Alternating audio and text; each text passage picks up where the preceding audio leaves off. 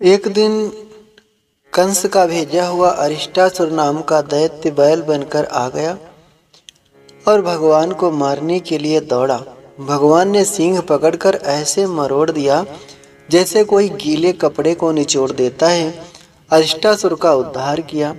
तभी देवऋषि नारद मथुरा में पहुंच गए। कंस ने बड़ा भारी स्वागत किया। गुरुदेव खूब पधारे। नारद जी बोले, राजन क्या चक्कर है? तुम्हारे चेहरे पे 12 क्यों बज रहे हैं? मुख लटकाए क्यों बैठे हो? कंस ने कहा, गुरुदेव क्या बताऊं, बड़े बड़े असुरों को मैंने ब्रज में भेजा। जाते तो सब हैं पर आता कोई नहीं। मेरी समझ में नहीं आता कि ये कृष्ण बलराम आखिर हैं कौन। नारद जी बोले, सुनो राजन, ये जो कृष्ण कन्हैया है ये नंद के लाला नहीं है बल्कि तुम्हारी बहन देवकी के लाला है। वसुदेव जी के द्वारा देवकी के गर्भ से उत्पन्न हुए ये 7वें 8वें पुत्र कृष्ण और बलराम ही हैं। जिन्हें तुम नंदलाला समझ रहे हो वो नंदलाल नहीं बल्कि तुम्हारे ही भांजे हैं। कंस बोला, गुरुदेव ये कैसे संभव हो सकता है? वो दोनों तो मेरे बंदी गृह में कैद थी। उनके सारे बच्चे मैंने अपने हाथों से मारे हैं। नारद जी बोले, तुम बड़े भोले भाले हो, तुम्हें अभी तक कुछ भी नहीं मालूम। अरे वो वसुदेव चुपचाप रात में जाकर भवन में छोड़ आया था, नंदलाले में उसने पहुंचा दिया था। अब तो क्रोध के मारे कंस का बुरा हाल हो गया। उसी वक्त कंस ने वसुदेव को मारने के लिए तलवार निकाल ली। जिंदा नहीं छोड़ूंगा, उसने मेरे साथ विश्वासघात किया है। नारद जी ने कहा, राजन ऐसा सपन में भी मत करना। जोश से काम मत लेना। ये जोश से नहीं, होश से काम लेने का अवसर है। होश से काम लो। उसे जो करना था वो कर चुका। अब वसुदेव को यदि तुमने मारा तो वासुदेव फिर कभी पकड़ में आने वाला नहीं है। और जब तक उसके माता पिता तुम्हारे यहाँ बंदी गृह में कैद हैं तब तक उसे आना अनिवार्य है। वो अपने माता पिता से मिलने आएगा ही। ये काम करो, तुम ही कुछ ऐसी योजना बना लो, कुछ जो खुद ही वो आ जाए। कुछ मेले ठेले का आयोजन करो। बच्चों का मेले में आने का बहुत मन होता है और यदि उसका मन ना हो तो तुम किसी बहाने उसे बुला लो। तुम यहाँ से जितने असुर भेजते रहोगे दोनों भैया मिलकर वहाँ एक एक करके तुम्हारे सब असुर मारते रहेंगे। इसके विरुद्ध यदि तुमने बुला लिया और वो दोनों यहाँ आ गए तो तुम सब मिलकर उन्हें मार लोगे। कंस बोला, हाँ गुरुदेव ये बात आपने बहुत अच्छी बताई। आज तक इस दिमाग में बस यही बात नहीं आई थी। नारद जी ने कहा, हमारी शुभकामनाएं तुम्हारे साथ हैं, खुश रहो। ऐसे कहकर नारद जी तो चले गए। कंस ने अपने बड़े बड़े असुर बुलवाए और आदेश दिया कि वसुदेव देवकी को पुनः बंदी गृह में डाल दो। मैं पहले कृष्ण को देखूंगा, बाद में इनसे निपटूंगा। अब उन्हें कैसे बुलाया जाए, कौन लेने जाए, ये सोचने वाली बात है। तब तक केसी नाम का दैत्य बोला, सरकार एक बार मुझे मौका मिल जाता तो अच्छा होता। कंस ने कहा, अच्छा जाओ, एक तुम्हें भी मौका दिया। केसी वृंदावन आया और जैसे ही केसी ने यमुना में क्रीड़ा करते गोविंद को देखा, गोविंद को कहा जाने के लिए घोड़ा बनकर मुख फाड़ कर दौड़ा कि भगवान ने मुष्टिका बांधकर पूरा हाथ ही उसके मुख में डाल दिया। एक मुष्टिका में ही केसी का कल्याण हो गया। कंस ने तुरंत निर्णय लिया कि अब कृष्ण बलराम को लाने के लिए मैं अक्रूर को भेजूंगा। वो उनके चाचा जी लगते हैं, वो जरूर लेके आएंगे। दूत को भेजकर अक्रूर जी को बुलवाया। कंस ने बुलाया है ये सुनकर अक्रूर जी पहले तो घबराए, फिर डरते डरते आए। सोचा कि हे भगवान, न जाने क्या संकट आने वाला है, इस दुष्ट ने हमें क्यों याद किया। पर जैसे ही दरबार में प्रवेश किया कि सब दरबारियों के साथ कंस ने खड़े होकर आगे बढ़कर अभिवादन किया। आइए आइए मित्र, तुम तो हमें बिल्कुल भूल ही गए थे। गृहीत्वा पाणिना पाणिम ततो अक्रूरमुवाचः। जब हाथ में हाथ लेकर कंस ने बड़े आदर के साथ दरबार में बैठाया तो अब अक्रूर जी की धड़कन तेज हो गई। सोचने लगे, इस दुष्ट ने कभी हमसे ढंग से अच्छे से राम राम तक नहीं की और आज इतने प्यार से हाथ मिला रहा है, अपने पास बैठा रहा है। भगवान जाने क्या संकट आने वाला है। सावधान होकर हाथ जोड़कर बोले, सरकार इस दास को आज कैसे याद कर लिया। कंस ने कहा, मित्र अब तुमसे क्या छुपाऊं, मैंने एक बहुत विशाल मेले का आयोजन किया है। मेरी हार्दिक इच्छा है कि तुम मेरा रथ लेकर ब्रज में जाओ और वृंदावन से कृष्ण बलराम को ले आओ। आजकल उनका मैंने बड़ा नाम सुना है। इस मेले में मैंने एक मल्लयुद्ध का भी कार्यक्रम रखा है। वो दोनों बालक बड़े धुरंधर बलशाली हैं। मैं देखना चाहता हूं कि उनका बल पराक्रम कैसा है। अब अक्रूर जी इसका षड्यंत्र समझ गए और मन ही मन सोचने लगे कि इस मूर्ख को पता चल गया कि कृष्ण ही इसका काल है और फिर काल को घर बैठे ही बुलवा रहा है। हाथ जोड़कर बोले, महाराज एक बात कह दूं, हर व्यक्ति मनोरथ बड़े ऊंचे ऊंचे बांधता है, पर क्या कर पाएगा ये तो वक्त ही बताता है। मनोरथन करोत उच्चैर जनो देवो हतानबी युज्यते हर्ष शोकाभ्याम तथा भाग्याम करोमिति। मैं तो आपका सेवक हूँ, आपने जो आज्ञा दी है तदा अनुसार सब काम करूँगा, पर आप जो सोच रहे हैं उसमें से कितने सफल होंगे ये वक्त बताएगा। ऐसा कहकर अक्रूर जी चल पड़े। अपने भवन में रात्रि विश्राम किया और प्रातः काल होते ही श्रीधाम वृंदावन को चले। सवेरे के चले हुए शाम को पहुंचे। उसित्वा रथमास्थाये प्रयाययो नंद गोकुलम। अब इतना वक्त कैसे लग गया। अरे भाई, तन तो रथ में था परंतु मन के मनोरथ पर पहले ही मनोरथ पूर्वक अक्रूर जी वृंदावन पहुंच गए थे। सोचते जा रहे हैं कि मैंने ऐसा कौन सा कर्म किया था जो आज मुझे प्रभु के दर्शन होंगे। किम मया चरितम भद्रम किम तप्तम किम परम तपम। किम मया चरितम भद्रम किम तप्तम किम परम तपः। किम वाथाप्यर्हते दत्तम यद्रच्छाम्य यद् केशवम। आज मैंने कौन सा शुभ कार्य किया है, कौन सा कल्याणकारी अच्छा कार्य मैंने किया है जो आज मुझे कृष्ण चंद्र जी का दर्शन प्राप्त होने वाला है। मैं जानता हूँ कि उनके श्री चरण कैसे हैं। बड़े बड़े योगी ध्यान में उन्हीं चरणों का ही तो चिंतन करते हैं, स्मरण करते हैं। उनके चरणों का चिंतन करने मात्र से अमंगल नष्ट हो जाता है। कंस कितना भी बुरा सही, पर मैं तो उसे धन्यवाद दूंगा।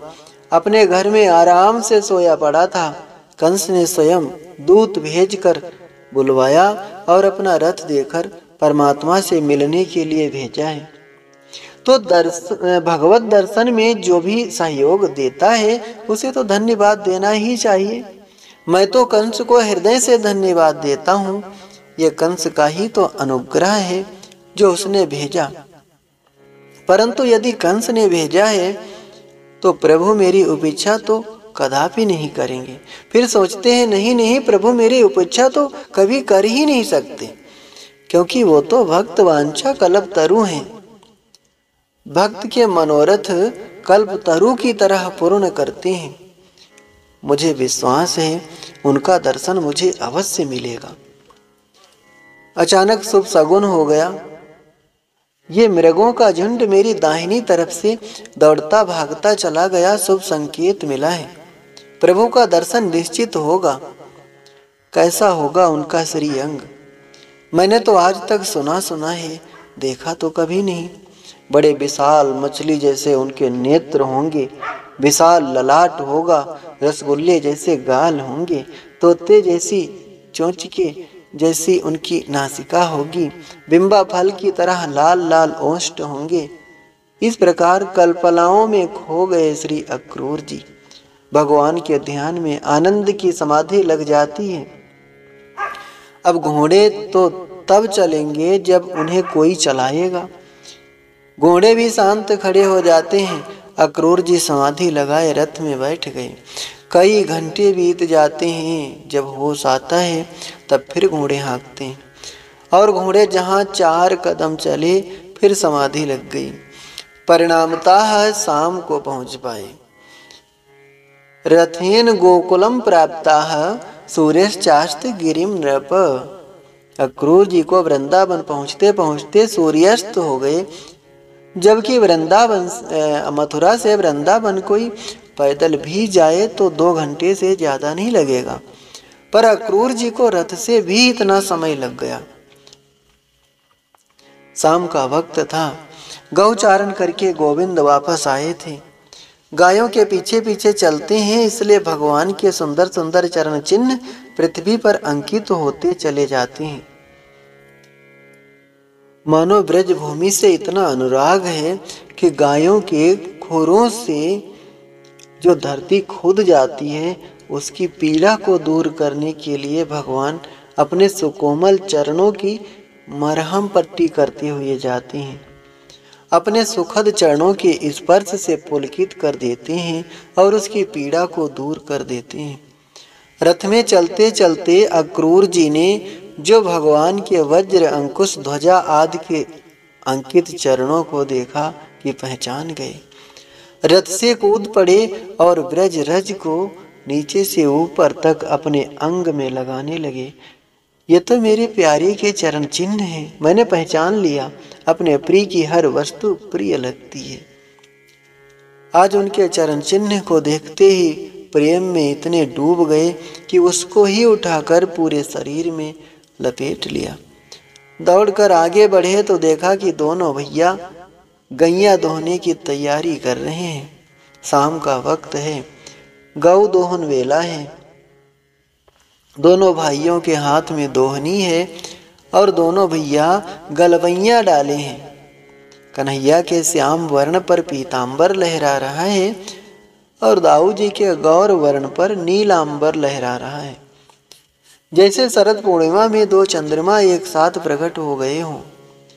अक्रूर जी महाराज दौड़ पड़े और प्रभु के पाद पद्मों में जाकर लिपट गए। ऐसा प्रेम उमड़ा कि भगवान उठाने पर भी उठा नहीं पा रहे। बार बार उठाते हैं पर उठते ही नहीं। प्रेम असुरों से भगवान के पाद पद्मों का प्रक्षालन ही कर दिया। प्रभु ने जैसे तैसे उठाकर हृदय से लगाया। दाऊ भैया भी अक्रूर चाचा के प्रेम को देखकर गदगद हो गए।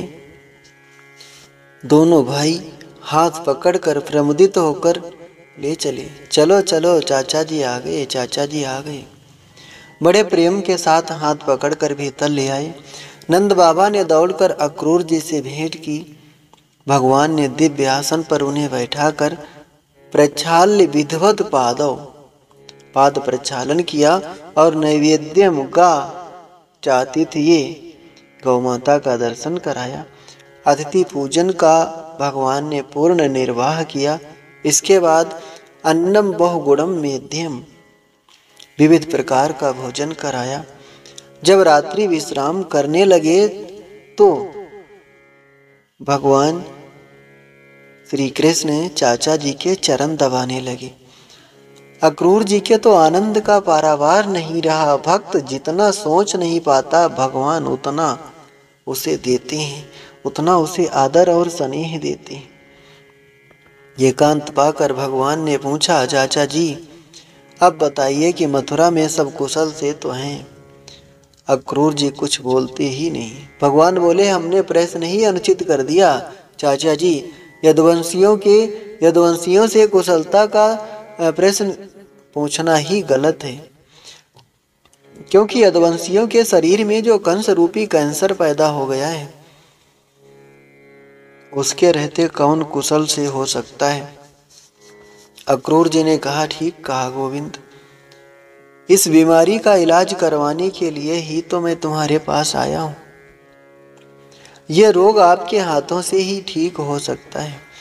कंस का सारा षड्यंत्र चुपचाप समझा दिया। भगवान हंसकर बोले, चाचा जी, जब मामा जी ने हमें याद किया है तो हम मामा जी से मिलने जरूर जाएंगे, परंतु यह षड्यंत्र और किसी को मत सुना देना, अन्यथा यहाँ से निकलना असंभव हो जाएगा। आप तो केवल मेले में घूमने की ही बात करना। ऐसा कहकर भगवान नंद बाबा के पास आए। बाबा बाबा, हम तो मथुरा को मेला देखने जाएंगे। नंद बाबा ने अक्रूर जी से भेंट की और कहा, भैया अक्रूर, मैं कन्हैया को अकेले भेजवे वार होना है, मेला दिखाना है तो इसके साथ मैं जरूर जाऊंगा। मेला भी घूम आएंगे और कंस को कर भी दे आएंगे। नंद बाबा ने तो पूरे ब्रजमंडल में दुहाई लगा दी, जिसे मथुरा को मेला घूमवे हो सो सवेरे मेरे साथ चले। गली गली में सबको सूचना पहुंचा दी।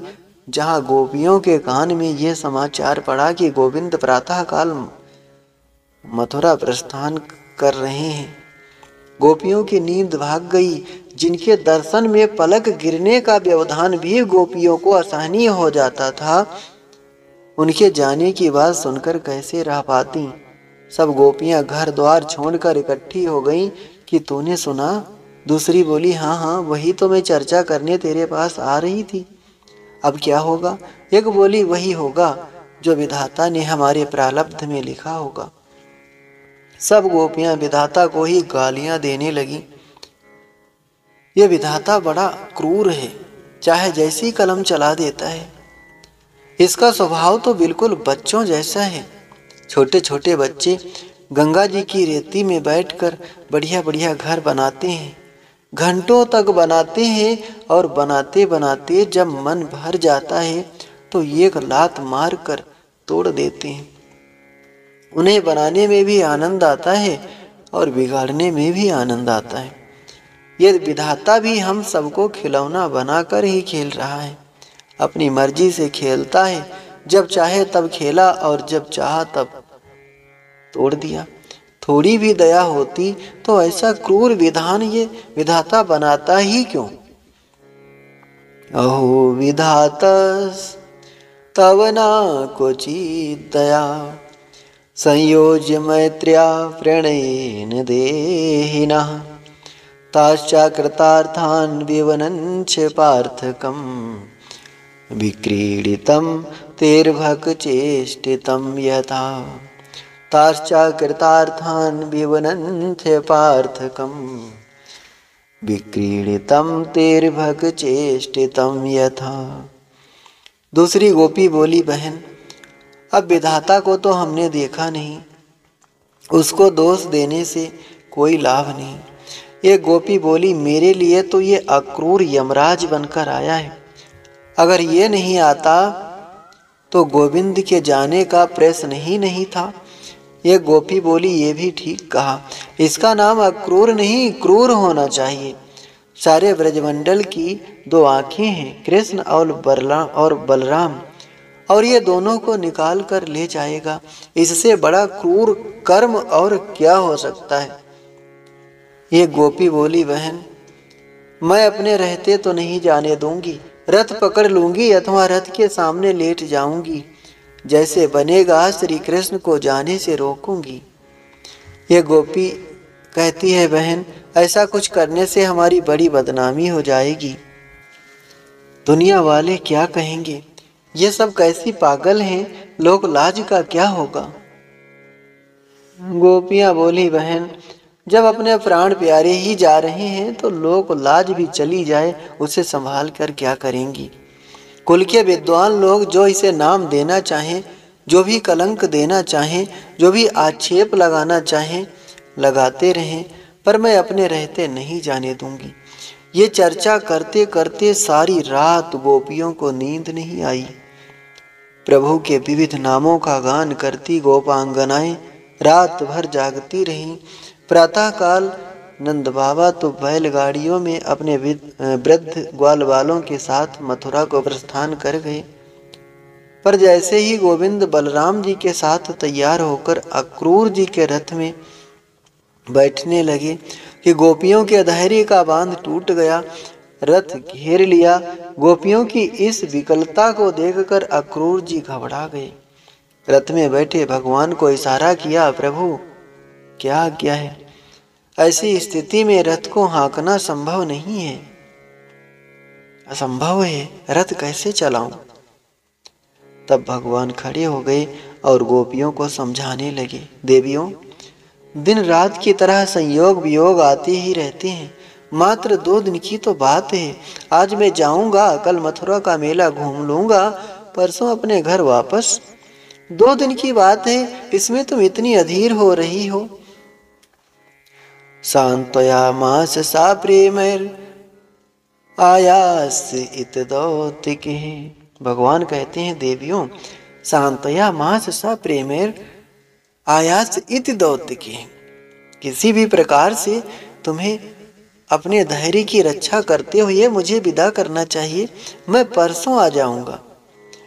गोपियों के कान में जब ये शब्द पड़ा कि मैं परसों आ जाऊंगा, तो गोपियों को एक आशा जगी। आपस में बोली, बहन, हमारे प्यारे मथुरा में जाएंगे तो इन्हें कितना सुख मिलेगा और इनके दर्शन से मथुरा वासियों को कितना सुख मिलेगा, कितना आनंद आएगा। अतः हमें उस सुख में विच्छेद नहीं करना चाहिए, व्यवधान नहीं डालना चाहिए। ठीक है, 2 दिन की बात है, जैसे तैसे अपना समय बिता लेंगी। ऐसा कहकर गोपियों ने मार्ग छोड़ दिया। अक्रूर जी ने वायु वेग से रथ दौड़ा दिया। इतने वेग से एकदम रथ दौड़ा कि भयंकर धूल उड़ पड़ी। जब तक वो धूल आकाश को छूती रही, तब तक उसी रथ को निहारती रही। यावदालच्छेते केतुर यावद रेणु रथस्य चा। उसी मार्ग को, जिस मार्ग से गोविंद गए थे, समस्त गोपियां उस मार्ग को महीनों निरंतर निहारती रही, मानो कि रथ के साथ ब्रज गोपियों का मन भी मथुरा चला गया हो। यही प्रेम की परिभाषा है। तत्सुखे सुखित्वम, तुम सुखी रहो, राजी हैं हम उसी में जिसमें तेरी रजा है। अपनी तो यूं भी वाह वाह है और यूं भी वाह वाह है, तुम खुश रहो। गोपियों ने प्रभु की प्रसन्नता के लिए उनको विदा कर दिया और खुद प्राणहीर निश्चेत होकर के ब्रज में रहने लगे। पर अक्रूर जी मन ही मन विचार करने लगे, धन्य है ये ब्रज गोपियां, कितना अद्भुत प्रेम था, और ऐसी गोपियों के प्रेमास्पद प्रभु को मैं उस क्रूर कंस के पास ले जा रहा हूँ। कंस तो बड़ा ही निर्दयी है, बड़ा ही दुष्ट है। कदाचित इनका कुछ अहित हो गया तो मैं उन गोपियों को क्या जवाब दूंगा। ये गोपियां तो मुझे कभी क्षमा ही नहीं कर पाएंगी, कभी क्षमा नहीं करेंगी। अक्रूर जी सोच सोच कर विचार करते हुए जा रहे थे कि निर्मल यमुना का जल दिखाई पड़ा, तो रथ रोक दिया और दोनों भाइयों को रथ में बैठा छोड़कर अक्रूर जी उतरे और यमुना जी में स्नान करने के लिए गए। जैसे ही यमुना जी में डुबकी मारी कि यमुना जल के भीतर दोनों भाई बैठे नजर आए। उछल पड़े, क्या इन्होंने भी मेरे साथ छलांग मार दी? बाहर देखा तो दोनों भैया रथ में भी बैठे हैं। अब तो अक्रूर जी बड़े चक्कर में पड़ गए, ये दो कृष्ण बलराम कैसे हो गए। पुनः डुबकी मारी तो भगवान दिव्य चतुर्भुज रूप में प्रकट हो गए। प्रहलाद आदि भक्त एवं अनेक देवी देवता प्रकट होकर प्रभु का स्तमन कर रहे हैं।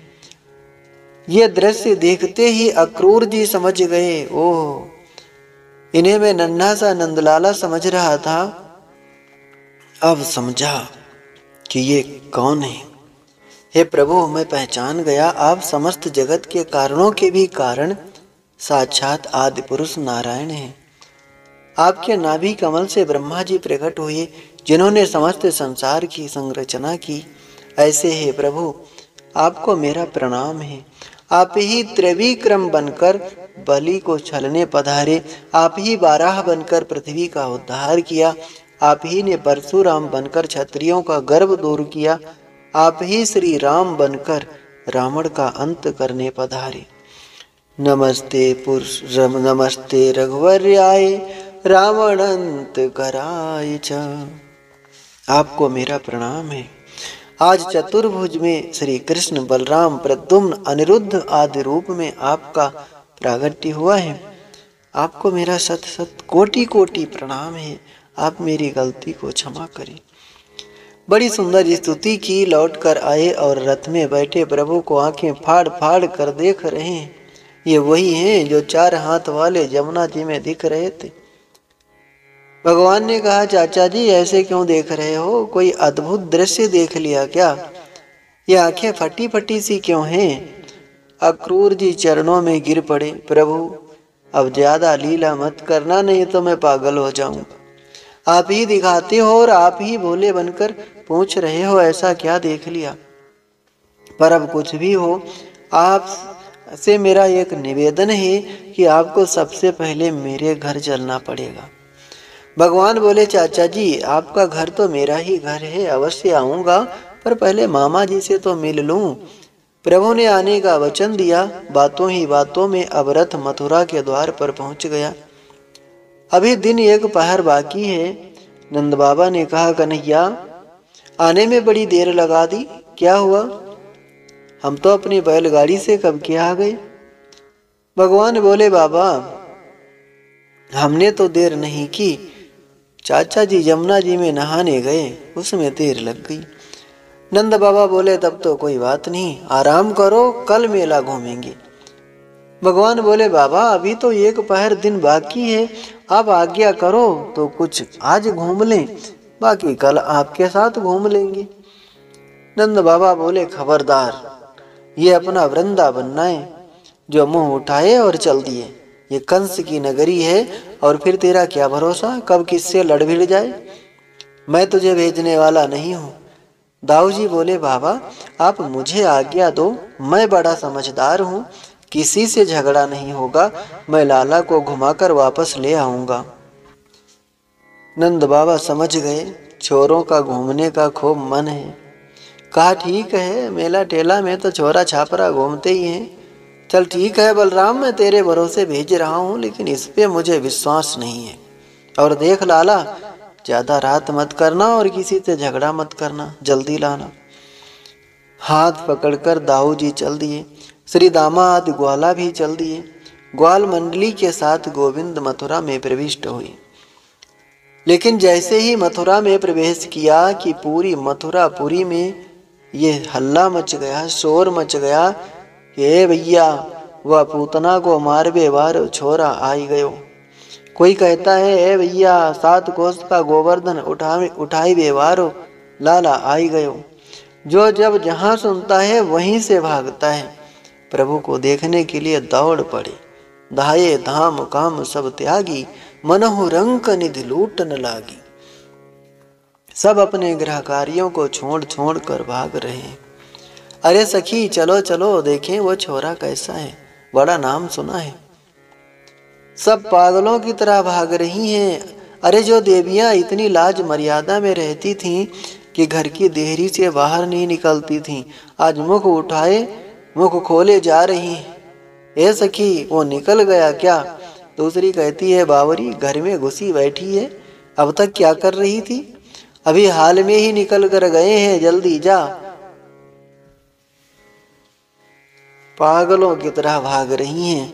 और जो बेचारी नहीं निकल पाई, जिनकी सास बहुत कट्टर थी, बहुत शेरनी थी, दरवाजे पे बैठी थी, नहीं निकल पाई तो अट्टालिकाओं के ऊपर से ही झरोखे से झांक रही।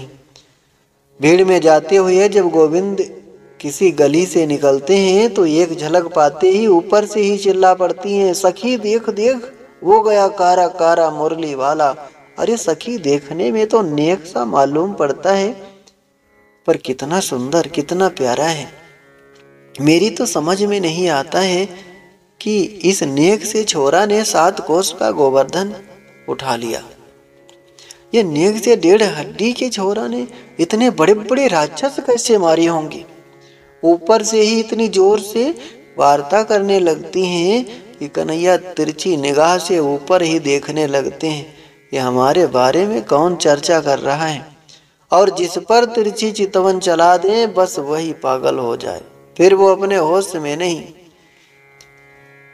ऊपर से ही चिल्ला पड़ती है, सखी देख देख मेरी तरफ कैसे देख रहे हैं। दूसरी कहती है, बावरी तूने नहीं देखा, मेरी तरफ देख देख के कैसे मंद मंद मुस्कुरा रहे थे। करसति इति कृष्णा, किसी को नैन मटका कर, किसी को भ्रेगुटी हिलाकर, किसी को मंद मुस्कुरा कर सब मथुरा वासियों के चित्त को चुराते जा रहे हैं। अपनी आंखों के चंचल चांचल्य से सबके चित्त को चुराते चले जा रहे हैं। चारों तरफ से सुंदरियों के द्वारा सुमन वृष्टियां हो रही हैं।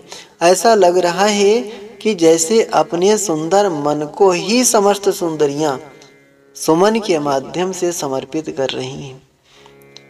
ब्रजवासी देख देख कर बोले, कन्हैया तेरी बड़ी जय जयकार हो रही है, कुछ रिश्तेदारी मालूम पड़ रही है। भगवान हंसकर बोले, तुम्हें पता नहीं, यहाँ के महाराज कंस मेरे सगे मामा जी लगते हैं। अब मामा का भांजा पहली बार आएगा तो स्वागत तो लोग करेंगे। ब्रजवासी बोले, ओ ये बात है, हम वही सोच रहे थे कि तेरी बड़ी जय जयकार हो रही। अरे तो हमसे पहले कहता मामा के यहाँ जा रहे हैं तो हम भी बढ़िया बगलबंदी पहन कर, धावक धुआ चंदन पोत कर, इत्र फूले लगा कर, माला वाला डाल कर अच्छी तरह ब्रजवासी बन कर आते। अब इन कपड़ों में तो लाला तेरे मामा के पास जाएंगे तो पक्के भिखमंगा से लगेंगे।